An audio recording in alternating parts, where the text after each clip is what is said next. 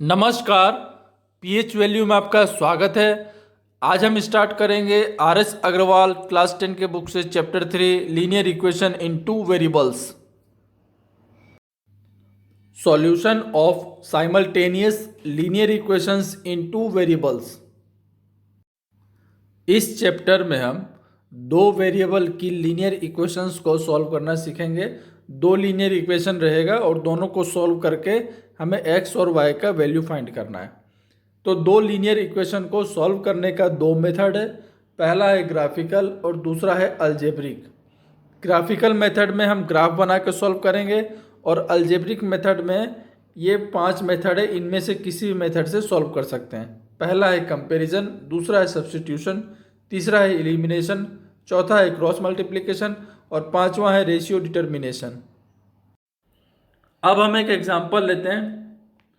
पहला इक्वेशन है x plus 2y equal to 3 और दूसरा इक्वेशन है 4x plus 3y equal to 2। अब ये दो लीनियर इक्वेशंस को हमें सॉल्व करना है और x और y का वैल्यू फाइंड करना है।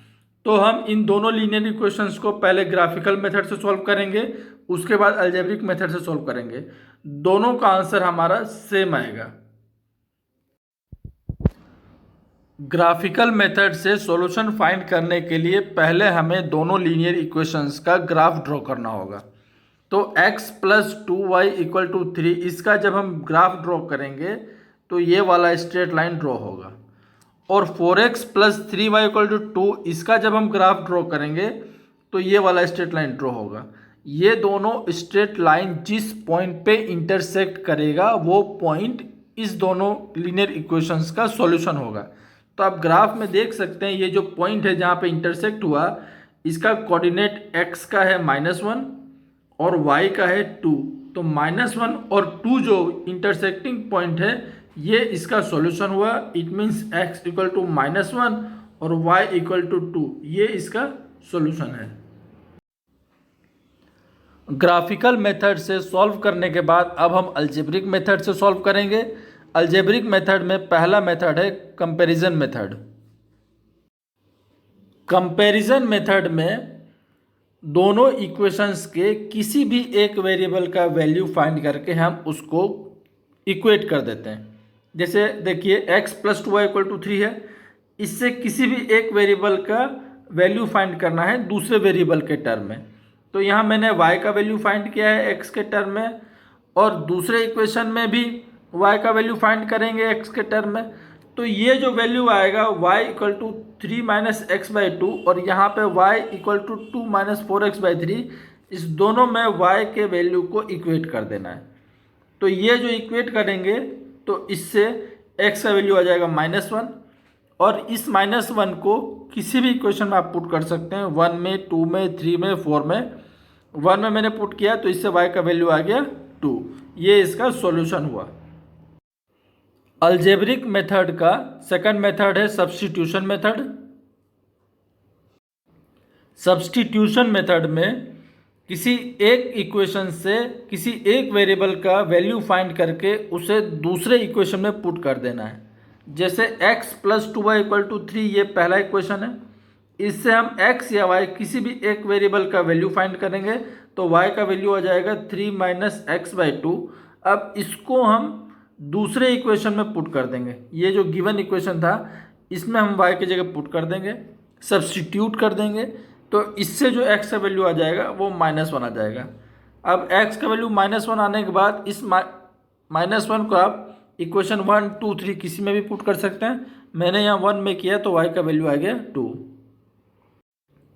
सब्स्टिट्यूशन मेथड में किसी भी एक इक्वेशन से किसी भी एक वेरिएबल का वैल्यू फाइंड करके दूसरे इक्वेशन में सब्स्टिट्यूट कर देना है तो उससे उसका वैल्यू फाइंड हो जाएगा।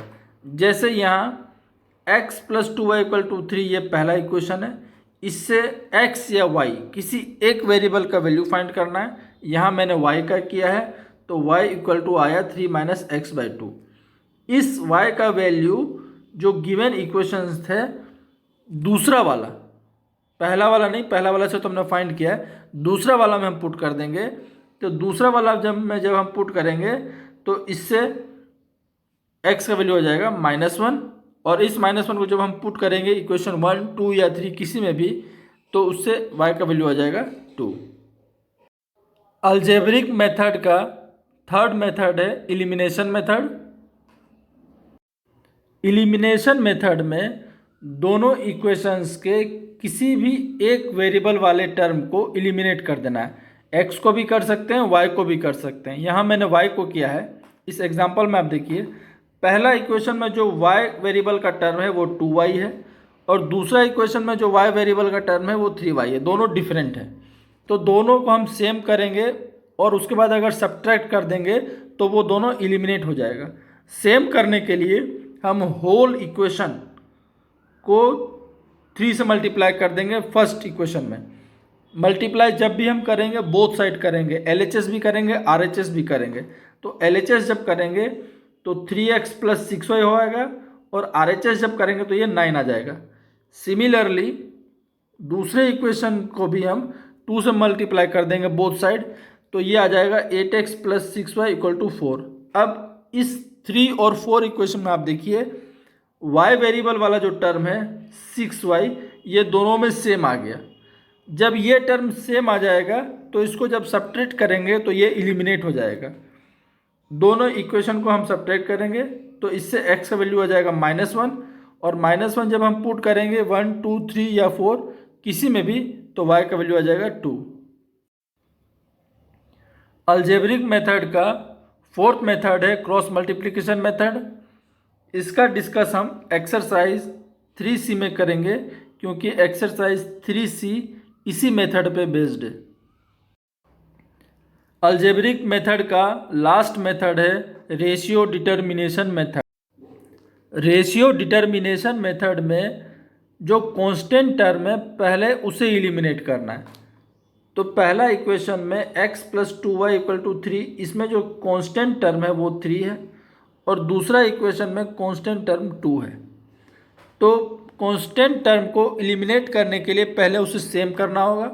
सेम करने के लिए पहला इक्वेशन जो है उसमें होल को 2 से मल्टीप्लाई करना होगा, तो कांस्टेंट टर्म आ जाएगा 6, और दूसरा इक्वेशन में होल को मल्टीप्लाई करना होगा 3 से, इससे कांस्टेंट आ जाएगा 6।